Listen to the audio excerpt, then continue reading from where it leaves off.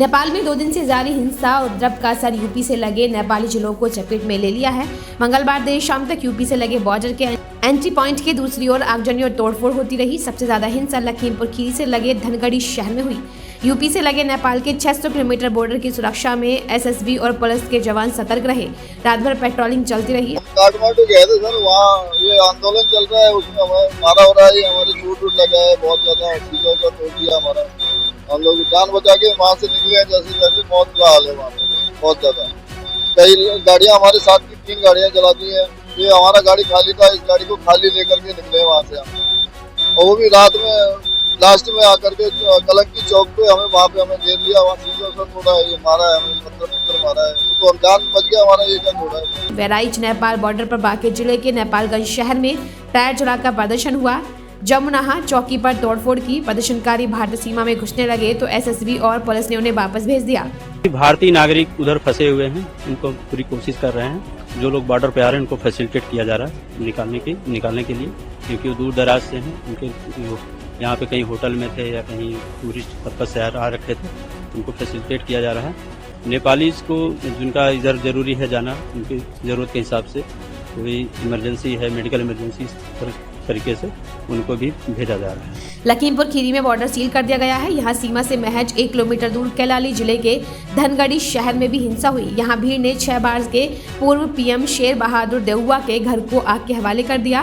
भीड़ ने शेर बहादुर उनकी पत्नी की बेरहमी से पिटाई कर दी। यहाँ हिंसक प्रदर्शनकारियों ने विदेश मंत्री आरजू राणा, देउवा के आवास, मुख्यमंत्री कार्यालय और कई राजनीतिक दलों के दफ्तर में आगजनी की। व्यवस्था पूरी तरह से मुस्तैद है। हमारे क्षेत्र में जो इंडियन साइड है वो पूरी शांति व्यवस्था है। यहाँ पे कोई भी असुविधा या किसी तरह की कोई कठिनाई नहीं है। हम और एसपी और एसएसपी और बाकी सारे विभागों के साथ हम लोग इस बात को देख रहे हैं।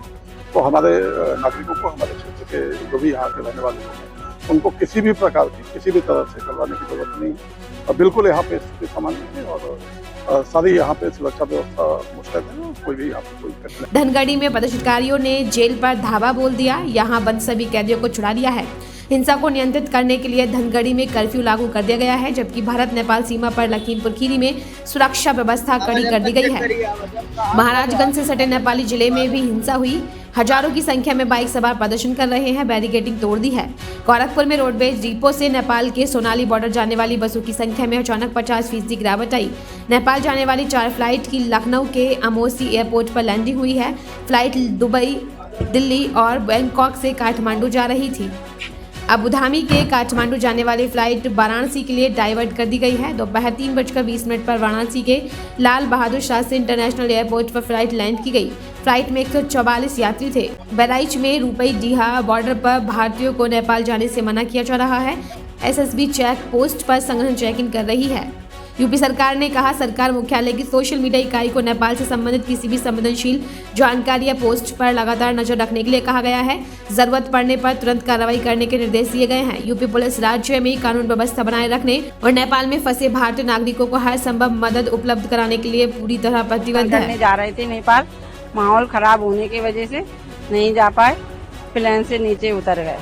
ऐसे ही और वीडियोस देखने के लिए जुड़े रहिए हमारे साथ NWST पर। अब दीजिए इजाजत, कल फिर होगी मुलाकात किसी नई वीडियो के साथ। तब तक के लिए नमस्कार। प्लीज अपना बहुत ख्याल रखिएगा।